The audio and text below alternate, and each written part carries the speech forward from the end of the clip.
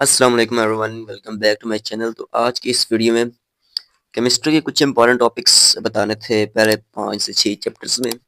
तो बायो मैं पढ़ाता नहीं हूँ, ना ही मैं पढ़ता हूँ, ठीक है, जिसकी वजह से उसके इंपॉर्टेंट क्वेश्चंस मैं नहीं बता सकता।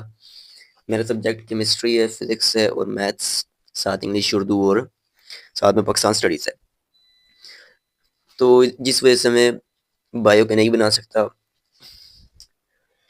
फिजिक्स के मैंने बता दिए थे पहले 5 चैप्टर्स के। अब मैं केमिस्ट्री के पहले 5 से 6 चैप्टर्स के बता रहा हूँ इंपॉर्टेंट क्वेश्चंस। स्टार्ट करते हैं इसको। तो सबसे पहले हम लोग आ जाते हैं चैप्टर नंबर 2 पे। चैप्टर नंबर 2 इसलिए क्योंकि चैप्टर नंबर 1 तो फॉर्मेटिव है। चैप्टर नंबर 2 में हमारे पास क्या क्या आ जाता है, ऑक्सीडेशन रिडक्शन कॉन्सेप्ट। अब आपको एक चीज बताऊं ना कि ऑक्सीडेशन रिडक्शन कॉन्सेप्ट जो है, इसके जो पहले एक दो पेजेस हैं, ये एमसीक्यूज के लिए, ठीक है। आपको मैं हर एक चीज बताऊंगा। तो ये एमसीक्यूज के लिए ऑक्सीडेशन नंबर क्या होता है, वो आपको ये एलिमेंट दे देगा, ठीक है, एमसीक्यूज में। और आपको बोलेगा कि इसका ऑक्सीडेशन बताओ, कि इसका ऑक्सीडेशन नंबर है क्या, क्या ये ऑक्सीडाइज हो रहा है, क्या ये रिड्यूस हो रहा है। तो इस लिहाज से ये चीज़ इंपॉर्टेंट है, ताकि आप लोग एमसीक्यूज कवर कर सको। तो ये ऑक्सीडेशन रिडक्शन उस चीज़ के लिए, ठीक है। उसके बाद हमारे पास अगली चीज़ आ जाती है कि ये ऑक्सीडेशन नंबर बढ़ रहा है या कम हो रहा है, ठीक है। तो ये एमसीक्यूज के लिए ठीक हो गया। उसके बाद नीचे लिखा हुआ है ये disproportionation reaction.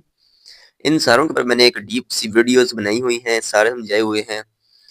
Top like self assessment exercise 2.1 से लेकर 8.3 तक मैंने सारी असेसमेंट्स करवाई हुई हैं। और जो उनसे नहीं करवाई, इसका मतलब ये है कि वो फॉर्मेटिव है, ठीक है। तो उस वीडियो का क्या नाम है, लिंक जो है वो मैं डिस्क्रिप्शन में दे दूंगा। 1 से 7 तक मैंने बता दिए थे। 8, 9 और 10 में, 8 में तो कोई भी फॉर्मेटिव नहीं है, 9 में भी कोई खास नहीं है, 10 में भी नहीं है, 11 में भी नहीं है, इसलिए मैंने अब तक उनकी नहीं बनाई। जब मैं बनाऊंगा तो मैं सारों के एक साथ बता दूंगा, ठीक है। टेंशन नहीं लेनी, बहुत कम कम है। अब कर भी लें तो इसमें कोई मसला नहीं है, ठीक है। उसके बाद हम लोग आ जाते हैं आगे, बैलेंसिंग ऑफ इक्वेशंस। इसमें दो मेथड आ जाती है, रेडॉक्स मेथड और आयन इलेक्ट्रॉन मेथड। तो ये दोनों मेथड्स जो हैं ये लॉन्ग के लिए बहुत इंपॉर्टेंट है, जिनमें से आयन इलेक्ट्रॉन मेथड ज्यादा इंपॉर्टेंट है रेडॉक्स मेथड से, ठीक हो गया। लेकिन ये दोनों बहुत इंपॉर्टेंट है, इसलिए आपने इन दोनों को लाजमी करना है, ठीक हो गया। उसके बाद ऑक्सीडाइजिंग और रिड्यूसिंग एजेंट दोबारा से एमसीक्यूज के लिए है, ये उस तरह इंपॉर्टेंट नहीं है जिस तरह हमारे पास ये मेथड्स इंपॉर्टेंट है, ठीक है। उसके बाद हमारे पास आ जाती है, ये सारी सेल्फ असेसमेंट मैंने कराई हुई है, आप वीडियोस अवेलेबल हैं, प्लेलिस्ट में जाएं। प्लेलिस्ट में चैप्टर नंबर 2 की अलग प्लेलिस्ट है, 3 की अलग है, 4 की अलग है, 5 की अलग है, 6 की अलग है, 7 की अलग है, ठीक है, और 8 की अलग है। वहां से आप लोग देख सकते हैं। उसके बाद आ जाते हैं गैल्वेनिक सेल। तो आप कह सकते हैं कि आयन इलेक्ट्रॉन मेथड और जो रेडॉक्स मेथड है, उसके बाद थोड़ा सा जो इंपॉर्टेंट क्वेश्चन है लॉन्ग के लिए, वो ये गैल्वेनिक सेल है, ठीक है। कह सकते हैं कि डायग्राम बनाओ और साथ उसको एक्सप्लेन करो। तो ये उस लिहाज से इंपॉर्टेंट है। बाकी सेल पोटेंशियल, ये जो सेल पोटेंशियल है, ठीक है, तो ये एक शॉर्ट के लिए इंपॉर्टेंट है। इसकी आपको डेफिनेशन पता होनी चाहिए और फार्मूला पता होना चाहिए, और पता होना चाहिए कि इसको हम किस तरह डिटरमाइन करते हैं। तो वो तरीका उसने यहाँ पर बताया हुआ है, और ये यहाँ पर उसने बताया हुआ है। तो यहाँ से आप लोग इसके लिए शॉर्ट के लिए तैयारी कर सकते हैं, ठीक है। उसके बाद डिटर्मिनेशन, तो ये मैंने आपको बताया कि शॉर्ट के लिए इंपॉर्टेंट, ठीक है। डिटर्मिनेशन ऑफ सेल पोटेंशियल, ठीक हो गया, ये शॉर्ट के लिए इंपॉर्टेंट है। और आपको एक और बात बताऊंगी, ये बात आपको जरूर पता होनी चाहिए, ये जो ऊपर लिखा हुआ है ना कि determination of standard electrode potential of copper +2 slash copper electrode. तो ये आपने इसको इक्वल नहीं कर देना कि अगर कॉपर +2 स्लैश कॉपर लिखा है, या पहले कॉपर लिखा है फिर स्लैश लिखा है फिर कॉपर +2 लिखा है। मैं क्या कह रहा हूँ कि अगर कॉपर पहले लिखा हुआ है और कॉपर+2 बाद में लिखा हुआ है, तो उसकी इक्वेशन में डिफरेंस आ सकता है, ठीक है। उस लिहाज से आपने इसको सेम नहीं करना। तो ये एक इंपॉर्टेंट बात है बताने के लिए।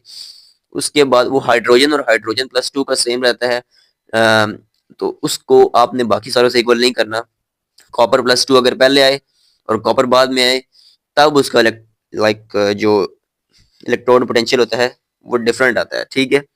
और अगर कॉपर पहले आ जाए और कॉपर+2 बाद में आ जाए, तब डिफरेंट आता है, ठीक है। तो इस बात को आपने समझना है। उसके बाद हमारे पास आ जाते हैं ये सारी जो एग्जांपल्स हैं, 2.5, 2.6, ये छोड़ने वाली नहीं है, ठीक है। इनको आपने जरूर करना है। अगर ये एग्जांपल्स कर लेंगे तो आपको सेल्फ असेसमेंट करने की जरूरत नहीं पड़ेगी। अगर आप एग्जांपल्स नहीं करना चाहते तो सेल्फ असेसमेंट मैंने करवाई हुई है, वो कर लेना, ठीक है। उसके बाद फिजिबिलिटी ऑफ केमिकल रिएक्शन, ये एक इंपॉर्टेंट शॉर्ट बन जाता है इसमें से, कि बताओ कि रिएक्शन फिजिबल है कि नहीं है। उसके बाद ये नर्स्ट इक्वेशन तो फॉर्मेटिव है, उससे अगला पेज फॉर्मेटिव है। तो हमारे पास इसकी क्या आ जाती है जी, इलेक्ट्रोकेमिकल सीरीज, एक्टिविटी सीरीज। इसमें से ये एमसीक्यूज के लिए, ठीक है, ये ज्यादा इंपॉर्टेंट नहीं है एमसीक्यूज के लिए, ठीक है। उसके बाद ये नीचे सेल्फ असेसमेंट मैंने करवाई हुई है, ये भी आप लोग देख सकते हैं, प्लेलिस्ट में अवेलेबल है। उसके बाद हमारे पास आ जाती है the relative reactivity of species as oxidising agents and reducing agents. तो इसके बारे में मैं क्या कहूँ, दोस्त विद फायर। हाँ, ये भी करने वाली चीज है, ठीक है। ये शॉर्ट के लिए इंपॉर्टेंट है, इसमें कोई लॉन्ग के लिए ये इंपॉर्टेंट नहीं है, ठीक है। ये 2.7 की बात कर रहा हूँ मैं। टाइप्स ऑफ इलेक्ट्रोकेमिकल सेल्स, तो ये भी शॉर्ट के लिए है, वैसे ये इतना इंपॉर्टेंट नहीं है। टाइप्स ऑफ इलेक्ट्रोकेमिकल सेल्स, इसको ना भी करें तो कोई भी इसमें फर्क नहीं पड़ेगा। लेकिन इसमें से जो मेन लॉन्ग बनता है वो ये बनता है, ठीक है, आयन इलेक्ट्रॉन प्रोडक्ट, ठीक है। उसके बाद हमारे पास वो आ जाता है रिडक्शन मेथड। उसके बाद तीसरा इंपॉर्टेंट लॉन्ग इसमें से बहुत ज्यादा ये है, factors influencing the product of electrolysis, ठीक है। वो बोल सकता है कि इलेक्ट्रोलाइसिस डेफिनेशन क्या है, बताओ वो तो होता क्या है। उसके बाद उसके फैक्टर्स बताओ, तो ये पूरा 8 से 7 नंबर का लॉन्ग से बनता है, ठीक है। जिनमें से सबसे इंपॉर्टेंट ये कंसंट्रेशन ऑफ इलेक्ट्रोलाइसिस, तो इलेक्ट्रोलाइट, तो ये आपने करना है, ठीक है, इसको आपने छोड़ना नहीं है। और ये बोर्ड के पेपर के लिए ज्यादातर मैं बताता हूँ, ठीक है। कॉलेज में तो पेपर होते रहते हैं, लेकिन ये बोर्ड के पेपर के लिए ज्यादा इंपॉर्टेंट है। और relation between the Faraday constant, तो ये रिलेशन तो आपको पता है एमसीक्यू के लिए इंपॉर्टेंट है। वो बोल सकता है कि फेराडे कांस्टेंट और एवोगाड्रो कांस्टेंट और इलेक्ट्रॉन में क्या रिलेशन है, तो ये आपने जरूर बताना है, ठीक है। इसका फार्मूला आपको आना चाहिए। और 2.9 और एग्जाम्पल 2.8 जरूर करनी है। अगर आप एग्जाम्पल ये नहीं करना चाहते तो ये सेल्फ असेसमेंट मैंने कराई हुई है, इनको जरूर समझ लेना है, ठीक है। बस इसमें से यही है। आगे हम लोग चलते हैं चैप्टर नंबर 3 में। तो चैप्टर नंबर 3 में तो आई थिंक सो दो ही टॉपिक्स हैं, buffer solution and their applications, तो ये आपने नहीं छोड़ना, ये इंपॉर्टेंट है। और उसके बाद calculation of pH buffer solution, तो इसका फार्मूला नीचे लिखा हुआ है। ये देखें, जिस तरह ये लिखा हुआ है ना फार्मूला, पहले क्या आता है हमारे पास, आयनिक एसिड आता है, ठीक है। जो एसिड का आयन है वो आता है, फिर H प्लस आयन आता है, ठीक है। और नीचे वो पूरा कंपाउंड आ जाता है, ठीक है, यानी एसिड पूरा आ जाता है।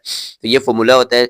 और इसको अगर आप लोग नहीं करना चाहते तो एग्जांपल्स की आगे गिवन होगी I think so self assessment में, तो वो आपने कर लेनी है, लेकिन इसको भी नहीं छोड़ना, इसको छोड़ना नहीं है। उसके बाद एप्लीकेशन ऑफ बफर सॉल्यूशन, तो ये भी शॉर्ट के लिए इंपॉर्टेंट है, ठीक है। एप्लीकेशन तो बहुत ही ज्यादा है, बल्कि ये लॉन्ग के लिए इंपॉर्टेंट है। इस चैप्टर में से लॉन्ग बनेगा तो ये बनेगा, अदरवाइज नहीं बनेगा। उसके बाद हमारे पास आया सोलिबिलिटी प्रोडक्ट एंड प्रेसिपिटेशन, तो ये तो हमारे पास फॉर्मेटिव है, आगे भी फॉर्मेटिव है, आगे भी फॉर्मेटिव है। और फिर हमारे पास फिर से फॉर्मेटिव है, और फिर पार्टीशन, द पार्टीशन कोएफिशिएंट आ जाता है। तो ये हमारे पास क्या कहता है, ये हमारे पास इसमें जो एग्जांपल है ना इसकी, ये वाली एग्जांपल, ये जो प्रोसीजर कैलकुलेशंस पूरी है ये वाली, ये बहुत ज्यादा इंपॉर्टेंट है, ठीक है। और इसके साथ ही इसकी कॉन्सेप्ट असेसमेंट में दी हुई है 3.4। ये दोनों जो है एक जैसी हैं, लेकिन बहुत ज्यादा इंपॉर्टेंट है लॉन्ग के लिए, ये आपने बिल्कुल भी नहीं छोड़नी, ठीक है।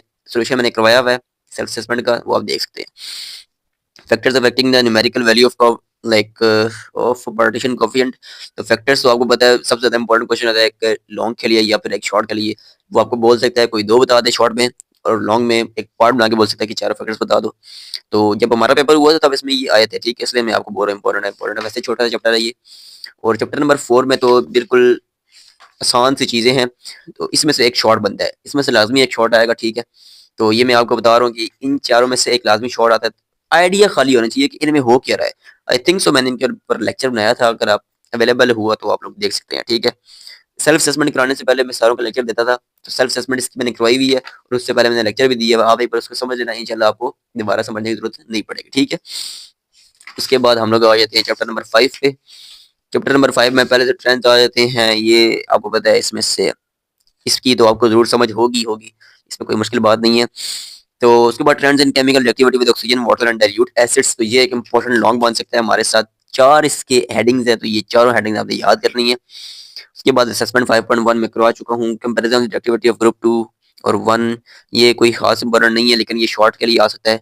Uses of group 2 compounds, group 2 compounds की यूजेस, ये फिर से एक लॉन्ग आ जाता है, ठीक है। Thermal decomposition of group 2 carbonates and nitrates, तो इसमें से शॉर्ट्स बहुत आते हैं, ठीक है।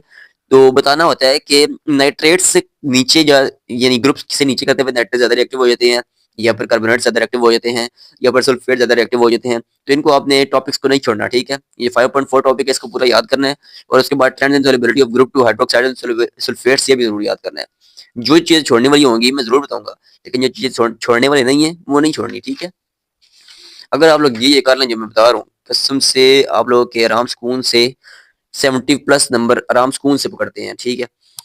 अगर आपके पहले फर्ज करने पहले 6 चैप्टर्स के टेस्ट हैं और आपने जो जो मैंने बताया वो कर लिए, 70+ नंबर आराम सुकून से नहीं है बल्कि 80+ है। क्यों? क्योंकि मैंने खुद किए थे और मेरे खुद 80+ नंबर आए थे, इसलिए मैं आपको बता रहा हूँ। एक्सट्रैक्शन एंड प्योरिफिकेशन प्रोसेस, तो इसमें से शॉर्ट आता है जी कि एक्सट्रैक्शन क्या होती है या फिर इलेक्ट्रोलिसिस क्या होता है या फिर वो दोनों को मिला के नाम दे सकते हैं। तो इसको आपने नहीं छोड़ना, जो छोड़ने वाली है वो बताऊंगा। उसके बाद आपने आ जाना चैप्टर नंबर 6 में। चैप्टर नंबर 6 में तो ये वाली जो आपके पास इलेक्ट्रॉनिक कॉन्फ़िगरेशन है ना, ये आपको याद होनी चाहिए। देखिए मैंने नाम भी लिखे हुए हैं साथ साथ, ताकि मुझे याद रहे कि ये क्या किस किस की चीज़ के नाम है। तो ये आपने इलेक्ट्रॉनिक कॉन्फ़िगरेशन याद रखनी है, वो एमसीक्यूज में देता है इसको। इसके बाद हमारे पास प्रॉपर्टीज ऑफ ट्रांजिशन एलिमेंट्स, तो ये प्रॉपर्टीज आपको पता है शॉर्ट के लिए इंपॉर्टेंट होती हैं, तो ये आपने नहीं छोड़नी। उसके बाद फिजिकल कैरेक्टर्स, डेंसिटी, और ये आपको डेंसिटी और ये एटॉमिक रेडियाई ये आप एक बार पढ़ ले तो आपको आइडिया हो जाएगा, बाकी इसमें आप खुद से लिख सकते हैं, ये उतना खास इंपॉर्टेंट नहीं है। मेल्टिंग पॉइंट्स में उसी तरह, बॉइलिंग पॉइंट में उसी तरह आपने एक एक बार इसकी रीडिंग करनी है और अपने दिमाग में बैठाना है कि इसमें हो क्या रहा है। और मैग्नेटिक प्रॉपर्टीज भी इसी तरह आपने अपने दिमाग में बैठाना है, और लाइव फॉर्मेशन, ये सारों की एक एक बार रीडिंग करनी है ताकि आपको एक बार आइडिया हो जाएगा कि इसमें क्या हो रहा है, ठीक है। बाकी आप खुद से लिख सकते हैं, क्रिएटिविटी अच्छी होनी चाहिए बस। Chemical properties, variable oxidation states और कैटालिटिक एक्टिविटी और लिगेंड्स। लिगेंड्स इसमें एक इम्पोर्टेंट टॉपिक है, ये पीछे कैटालिटिक एक्टिविटी जो है इसमें कोई खास चीज नहीं है। लिगेंड्स, लिगेंड्स आपको पता होना चाहिए लिगेंड क्या होता है। उसके बाद formation of complex compounds, formation of complex compounds, तो ये इंपॉर्टेंट नहीं है, लेकिन आपको पता होना चाहिए कि कंपाउंड्स बनते किस तरह हैं। उसके लिए आपको ये पूरा पढ़ना पड़ेगा। देखिए मैं किस तरह अंडरलाइन करके पढ़ा हुआ है, आपको ये पढ़ना पड़ेगा ताकि आपको आइडिया होगा कि अगर ये लॉन्ग में आ जाए तो हम लोग किस तरह बनाएंगे एक कॉम्प्लेक्स कंपाउंड को। पहले क्या बनता है, उसके बाद क्या होता है, उसके बाद कौन सा सब शेल किस में ऐड होता है, तो ये चीज इंपॉर्टेंट है इसमें, ये चीज आपने छोड़नी नहीं है। नेमिंग ऑफ कॉम्प्लेक्स, अच्छा जी, अगर आपको नेमिंग सीखनी है ना तो आप खाली ये पढ़ लें, खाली ये पढ़ लें, या फिर जो मैंने वीडियो बनाई हुई है वो देख लें नेमिंग के ऊपर। चैप्टर नंबर 6 की प्लेलिस्ट में पड़ी होगी, वो देख लेना। तो 6.1 से पहले मैंने करवाई हुई है, ठीक है। कॉन्सेप्ट असेसमेंट 6.1 से पहले मैंने करवाई हुई है, अगर वो देख लें तो वो ठीक है, नहीं तो इसको पढ़ लें। अगर ये समझ आती है तो ठीक है, जिससे आपको नेमिंग आ जाएगी इन सारे लंबे लंबे कंपाउंड्स की, ठीक है। तो नेमिंग तो छोड़नी नहीं है बिल्कुल भी, क्योंकि वो तो एमसीक्यूज में भी आ जाती है और शॉर्ट में भी 3 कंपाउंड दे देता है, कहता है नेमिंग करो। उसके बाद कलर्ड कॉम्प्लेक्सेस, तो ये कोई खास चीज नहीं है इसमें।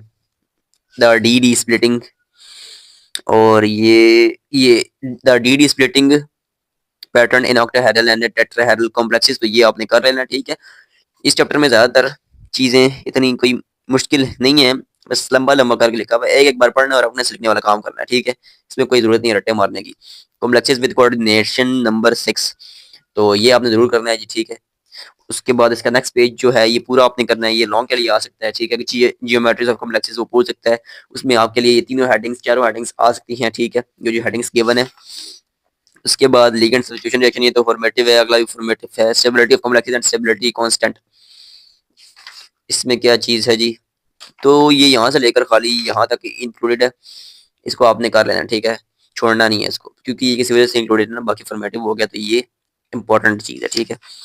इसके बाद आगे सब फॉर्मेटिव है नहीं, बल्कि ये वाला जो टॉपिक है फॉर्मेटिव की वीडियो बनी हुई है, ठीक है, टेंशन नहीं लेनी। तो उसको भी आपने देख लेना है अगर नहीं देखी हुई अभी तक। रिएक्शन बिटवीन कॉपर आइन एंड आयोडाइड आइन, तो इसको भी आपने कर लेना, ये शॉर्ट के लिए आ सकता है, ठीक है। और ये यहीं तक ही है जो रिएक्शन यहाँ पर खत्म होता है, बाकी फॉर्मेटिव है, ठीक है। आगे सब फॉर्मेटिव है जी, सही हो गया। चैप्टर नंबर 7, चैप्टर नंबर 7 बहुत ही आसान चैप्टर है जी। इसकी अगर आप मेरी सेल्फ असेसमेंट 7.1 और 7.2 की वीडियोस देख लें तो आपको चैप्टर नंबर 7 पूरा याद हो जाएगा। इसमें खाली बताना है करंट क्या होता है, नॉन करंट क्या होता है, ए करंट क्या होता है, सॉरी, और बाकी जो जो चीजें हैं ना इसमें, अगर आप रीडिंग करके समझना चाहते हैं तो रीडिंग करके समझ लें, क्योंकि इसमें रीडिंग करके समझने वाली चीजें अपने से लिखना है कि एमसीक्यू शॉर्ट क्वेश्चंस में से आएंगे, ठीक है, लॉन्ग नहीं आएगा। और अगर आप रीडिंग नहीं कर सकते लंबी लंबी, तो 10-10 मिनट की वीडियोस बनी हुई है, वो देख लेना 7.1 और 7.2, ठीक है, इसमें मैंने सब कुछ बताया हुआ है। उसके बाद आज के लिए इतना काफी नहीं है, बल्कि चैप्टर नंबर 8 का भी बता देते हैं। नोमेनक्लेचर ऑफ बेंजीन, बेंजीन की नेमिंग, इस चैप्टर को भी मैंने बहुत अच्छा क्या किया हुआ है, डिफाइन किया हुआ है अपनी सेल्फ असेसमेंट एक्सरसाइज में, तो आप लोग वहां से कर सकते हैं। वरना अगर खुद पढ़ना चाहते हैं तो इसका कॉन्सेप्ट समझना जरूरी है कि नेमिंग किस तरह करते हैं, वो सब नेमिंग मैंने करवाई हुई है। उसके बाद structure of benzene, structure of benzene, benzene का स्ट्रक्चर क्या होता है, केकुली क्या होता है और केकुली ने क्या कहा था, ये सब कुछ मैंने अपनी सेल्फ असेसमेंट बताया हुआ है। और इसके ऊपर अलग अलग सी वीडियो बनी हुई है केकुलीज के ऊपर, और जो जो इसमें टॉपिक्स हैं, तो 8.2 resonance and resonance energy of benzene, ये भी चीज इंपॉर्टेंट है, ठीक है। इस सारी चीजों को मैंने डिफाइन किया हुआ है, ये प्रॉपर डायग्राम बना के मैंने बताया कि इसको किस तरह समझते हैं। तो इसके लिए आपके पास वीडियो अवेलेबल है, आप लोग देख सकते हैं। ऑब्जेक्टिविटी ऑफ बेंजीन, ये सब चीजें जो है आपके पास करने वाली है, इसमें कुछ भी छोड़ने वाला नहीं है, और इसमें फॉर्मेटिव भी नहीं है, मजे की बात, ठीक है ना। तो ये जो सारे रिएक्शन है बिल्कुल सेम है, मैंने अपनी सेल्फ असेसमेंट कराए हुए हैं, आप लोग वहां से कर सकते हैं, ठीक है, कोई मुश्किल बात नहीं है इसमें। फेडरल क्राफ्ट रिएक्शन क्या होता है, ये भी इंपॉर्टेंट है, ये लॉन्ग के लिए इंपॉर्टेंट है, तो ये आपने ये नहीं छोड़ना, ये भी मैंने फुल एक्सप्लेन किया है, इसके ऊपर अलग से वीडियो बनी हुई है। 8.3 भी मैं करवा चुका हूँ, और उसके बाद एडिशन रिएक्शन, ऑक्सीडेशन रिएक्शन, और ये सब चीजें इसमें इंपॉर्टेंट है, कुछ भी छोड़ने वाला नहीं है। अगर आप लोग वीडियोस देख लेंगे तो आपको आराम सुकून से हो जाएगा, और इसमें फॉर्मेटिव कुछ भी नहीं है, ठीक है। और आज के लिए बस इतना काफी, चैप्टर नंबर 8 तक। इंशाल्लाह अगली वीडियोस में बाकी डिफाइन करूंगा क्या क्या इंपॉर्टेंट चीजें हैं, और मिलते हैं नेक्स्ट वीडियो में, तब तक के लिए अपना ख्याल रखिएगा। अल्लाह हाफिज।